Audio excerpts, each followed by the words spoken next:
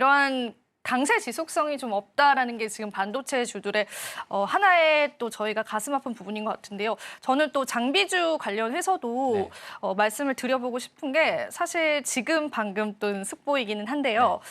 이 H사가 퀄테스트에 통과하지 않았다라는 게 사실로 지금 밝혀지면서 한미 반도체에 관한 반사 이익에 관해서 지금 탄력을 주고 있는 상황이에요. 그래서 한미 반도체 실적이 좋게 나왔는데도 주가가 그 탄력을 받지 못했잖아요. 어제 보면은 물론 약간 받기는 했었지만 그리고 한미 반도체를 비롯한 이런 장비주들에 관해서는 이사님의 의견은 어떠실까요? 우리가 주식 시장의 종목을 볼 때는 어찌 보면 실적에 대한 지속성을 크게 먼저 보고요. 그다음에 주변 환경에서 이 앞단의 고객사라고 하죠. 한미 반도체 장비를 쓰는 그다음에 그 H사의 장비를 테스트하는 이 메인 고객사 같은 경우가 어떤 의중을 갖고 있는지 그게 중요합니다. 그런데 본딩 장비를 원벤더만 쓰다가 지금은 다원화를 원하고 있는 거죠. 그렇다 보니까 테스트를 해보고 어느 정도 성능이 있는지를 보고 있는 겁니다. 그래서 뭐 한 개 업체 같은 경우는 뭐 계속 공식화되고 있는 게 언론에서는 뭐 드랍이 됐다라고 하는데 회사의 공식 입장에서는 그렇지 않다라고 했어요. 근데 그거는 나와봐야 아는 거고요.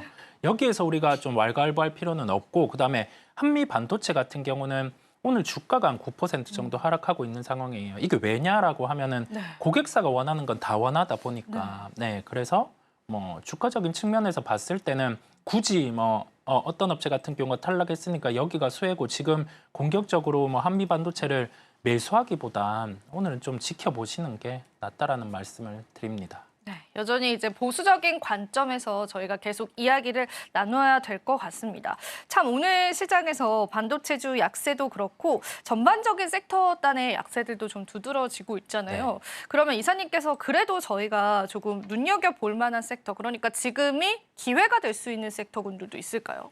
어찌 보면 산업재 쪽 같은 경우를 잘 볼 필요가 있을 것 같아요. 왜냐하면 그 이벤트란 게 있잖아요. 이 이벤트 같은 경우에서 과거에 좀 지속된 패턴들을 볼 필요가 있는데 이제 미국 대선이 있고 그 대선을 놓고는 새로운 정부가 들어서고 어떤 정부가 들어서든 좀 수혜를 볼 수 있는 업종을 찾아서 접근을 하면 때마침 주가가 빠져 있으면 더 좋겠죠.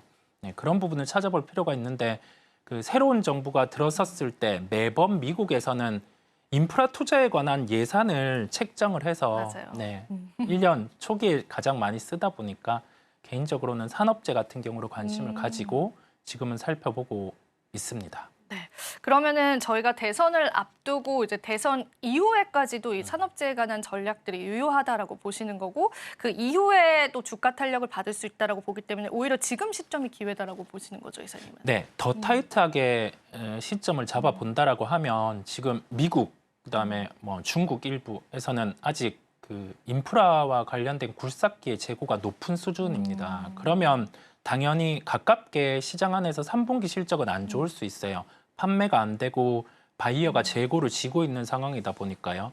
그래서 3분기 실적이 나왔을 때는 해당 종목들 같은 경우 최근에 뭐 재건 이슈라든지 그런 부분으로 주가가 올라오기는 했어요. 실적 발표하면 주가 한번 빠질 수가 있겠죠. 그 기회를 활용해서 좀 접근을 하면 그래도 이제 뭐 새로운 정부 들어섰을 때 인프라 투자와 관련된 부분에 그 자금 집행이 초기에 되니까 이 재고 같은 경우는 좀 줄어들 수 있고 다음 분기엔 실적 좋아질 수 있고 그렇게 연결을 해보시면 되겠습니다. 네, 그럼 산업재 안에서도 저희가 이제 굴삭기 쪽을 지켜보면 될까요? 다른 섹터는 혹시 더 있으실까요? 보통은 그 미국의 예산을 대입했을 때는 굴삭기 쪽을 살펴보는 거고요. 그 외에 만약에 지금 그 재건 프로젝트에 우호적인 정부가 미국에서 들어선다라고 하면 그때는 아마 인프라주의 주도주의 시장이 올 수가 있어요. 그걸 감안하고 가는 거죠. 그랬을 때는 뭐 굴삭기 같은 경우도 있겠지만은 재건과 관련된 인프라 관련주로 확산해서 볼 수가 있어요. 다만 아직 정해지지가 않았죠.